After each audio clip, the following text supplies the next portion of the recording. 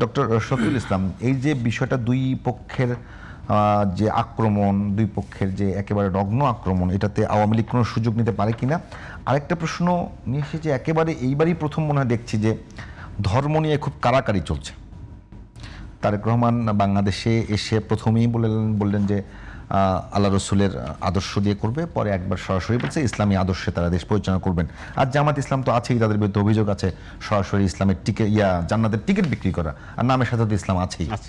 তো এখন এই বিষয়টা নিয়ে কি বলবেন, যে এইবারের নির্বাচনে কি একেবারে ধর্মই প্রধান বিষয় হয়ে দাঁড়াবে আর কি দাঁড়িয়েছে নাকি? ওকে, ধন্যবাদ। আমি কামাল ভাই রেজ ধরে একটু কথা বলি যে আশঙ্কা জায়গা এই ছাত্র সংসদগুলো নির্বাচনে যত দেরিতে কাউন্ট হচ্ছে তত দেরিতে একটা দলের বা ছাত্র শিবিরের ভোট বাড়তেছে, এটা আমি মনে করি না।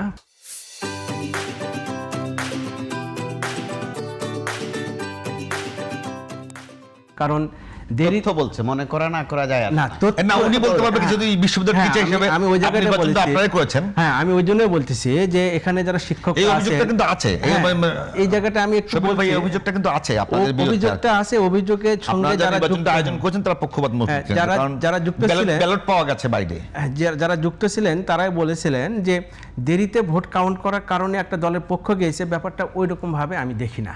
কারণ কি? কারণটা হলো এটাই যে যারা ভোট কাউন্ট করতেছেন এখানে জামাতের শিক্ষক বলেন, বিএনপি শিক্ষক সবাই ছিলেন। এখানে ট্রান্সপারেন্টলি বক্সগুলো সামনে রাখা হয়েছে, সেখানে দেরি হচ্ছে কেন? জাহাঙ্গীরনগর যেটা ঘটনা হচ্ছে যে অভিযোগ আসছে যে এই মেশিনটা অমুক দলের অমুক জায়গায় অমুক কোম্পানির, তো ঠিক আছে স্টপ, তখন হয়েছে ম্যানুয়ালি কাউন্ট, তো অটোমেটিক্যালি ওটা সময় লেগে গেছে, এরকম ঘটনা ঘটছে। আর দেরি হওয়াতে একটা পক্ষে যাবে ব্যাপারটা, আপনি তো ভোট তো দিয়েছেন, বক্সের মধ্যে আছে, বক্সটা গণনা হচ্ছে, দেরি হওয়ার সঙ্গে কিন্তু ভোটের ভিতরে কিন্তু সিল কিন্তু চেঞ্জ হবে না, চেঞ্জ ওখানে যা হওয়ার যুক্তি, এটা যুক্তি বলছে যে ভোট বেড়েছে, ভোট বাড়ার কোনো আমি এটা কোনো যুক্তি ওই জায়গায় আমি দেখি না। আমরা কিছু না, আমরা যদি এটা আমার ব্যক্তিগত অভিমত, যদি একটা বিষয় দেখি যে ছাত্রী হলগুলোতে শিবিরের ভালো করা, তো আপনিও বিশ্ববিদ্যালয়ে পড়েছেন এবং একটা বিশ্ববিদ্যালয়ে শিক্ষকতা করছেন, মানে ঢাকা বিশ্ববিদ্যালয়ে পড়েছেন, রাজশাহী বিশ্ববিদ্যালয়ে শিক্ষকতা করছেন, মানে আপনি আপনার জীবনে কখনো ছাত্রী হলগুলোতে শিবিরকে জনপ্রিয় দেখেছেন?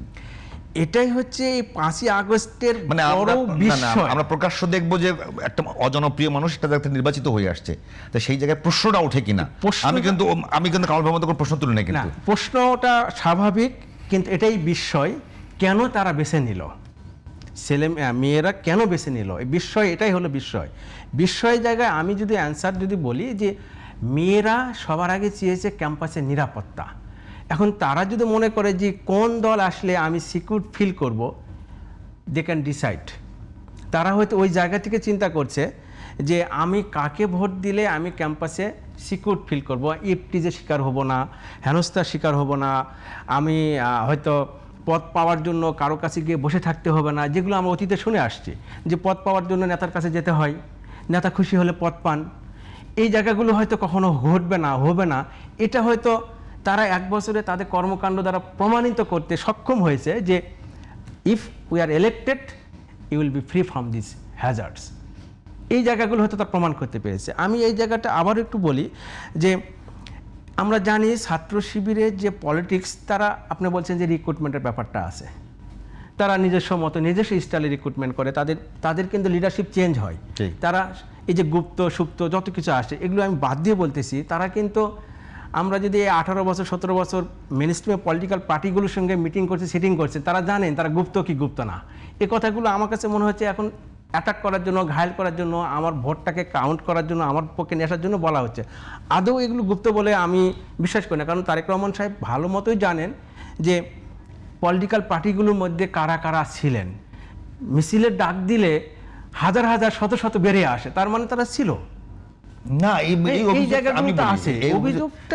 আমি বলি এই অভিযোগটা জামাতের বিরুদ্ধে হওয়ার তো সুযোগ নাই, জামাত মানে যেহেতু নির্বাচন করেছে, মূলত অভিযোগটা শিবিরের বিরুদ্ধে শিবির একেবারে খুব গোপন ভাবেই এই অভিযোগটা একেবারে উঠেছে বিশ্ববিদ্যালয়গুলো থেকে। এই জায়গাটা আমি বললাম যে তারা তাদের স্ট্র্যাটেজি নিয়েছে, তাদের ফিল্ডে টিকে থাকার জন্য যেভাবে তারা থাকা দরকার সেটা তারা নিয়েছে, এবং অ্যান্সারটা তারা ডিফারেন্ট টাইম বিভিন্নভাবে দিয়েছে বলে আমি মনে করি। ওই জায়গায় আমি যাচ্ছি না, আপনার জায়গা যেখানে আসতেছি যে দেরিতে হওয়ার কারণে আমি ওই জায়গাটা একটু দ্বিমত করলাম কামাল ভাইয়ের সঙ্গে, কারণ ভোট ছিল মেরেছি দেরিতে। আপনি একদিনের জায়গায় 2 দিন গণনা করেন, আপনার সামনে গণনা করবে, ভালো মন্দ বা কোন দিকে যাবে এটা দেরি হওয়ার সাথে সম্পর্ক থাকবে বলে আমি মনে করি না।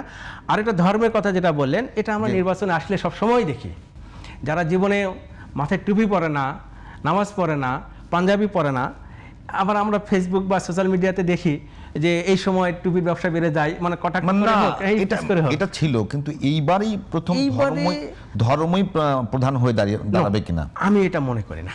কিন্তু এখন পর্যন্ত ধর্মের বাইরে তো কোনো অফার দেখছে না।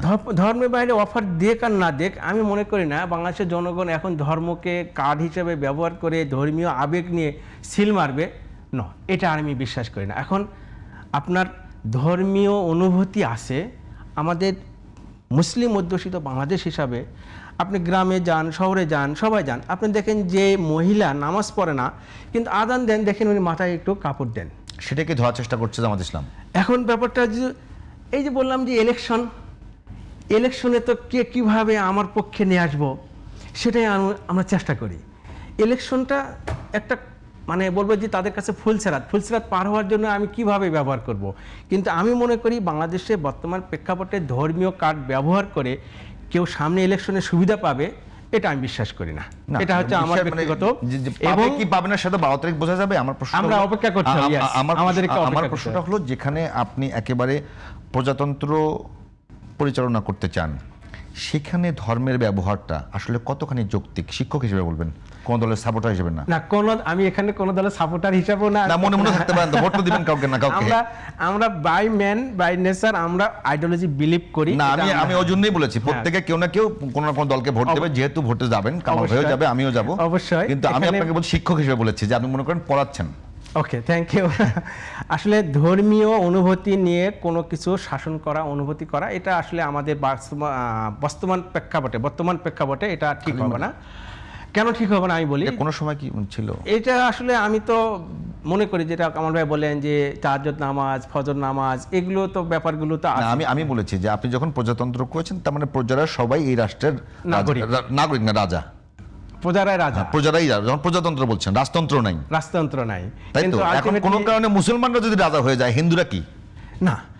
আপনি যদি ধর্মীয় প্রজাতন্ত্র, ইসলামী ধর্মের কথাই বলে, ইসলাম আমি আপনাকে প্রজাতন্ত্রের কথা বলছি। যদি প্রজাতন্ত্র আপনার থাকে, সেই প্রজাতন্ত্রে তো মানে শুধুমাত্র মানে পুরুষরা রাজা হইতে পারবে না, নারীও যেমন রাজা হইতে, পুরুষও রাজা, যেহেতু বলছেন প্রজাতন্ত্র রাজতন্ত্র তো না, রাজতন্ত্র না। হ্যাঁ, মানে প্রজাই রাজা, বেসিক্যালি প্রজাই রাজা, সবাই রাষ্ট্রের মালিক, সবাই রাষ্ট্রের মালিক। তো আপনি সেখানে মুসলমানদের শুধু রাষ্ট্রের মালিক বানানোর ধান্দা করতেছেন কেন? এটা তো আমি বিশ্বাস করি না যে শুধু মুসলমানরা, এই চেষ্টাটাই আমি বললাম যে আপনারাই বলছেন, মানে কেউ বলছেন শরিয়া করবেন, আবার কোন জায়গায় শরিয়া করবেন না বলছেন, সেটা নিয়ে আবার ডিবেট আছে। আবার কেউ বলছেন যে আল্লাহর রাসূলের আদর্শ অনুযায়ী রাষ্ট্র পরিচালনা করবেন।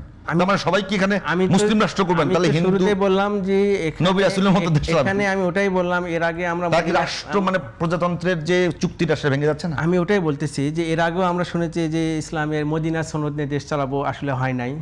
এখনো যারা বলতেছেন এটা আসলেও সম্ভব না।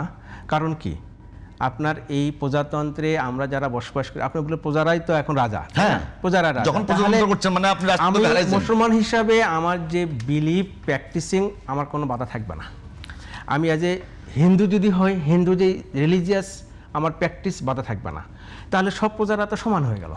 প্র্যাকটিস তো পরে, আগে প্র্যাকটিস তো পরে, আমি প্র্যাকটিস নাও করবো না, প্র্যাকটিস না করুক, এটা রাষ্ট্র বাধা দিবে না। ওই প্রজাতন্ত্রে আমি প্রজাতন্ত্রে, আপনি প্রজাতন্ত্রের সদস্য, কামাল ভাই প্রজাতন্ত্রের সদস্য, আপনি কেন করছেন আমি বাধা দিব না, আপনি আমাকে বাধা দিবেন না, আপনি আমাকে বাধা দিবেন না। তার মানে এখানে সবাই ইকুয়ালি নিজ নিজ ধর্মীয় জায়গাটা বিলিভ করা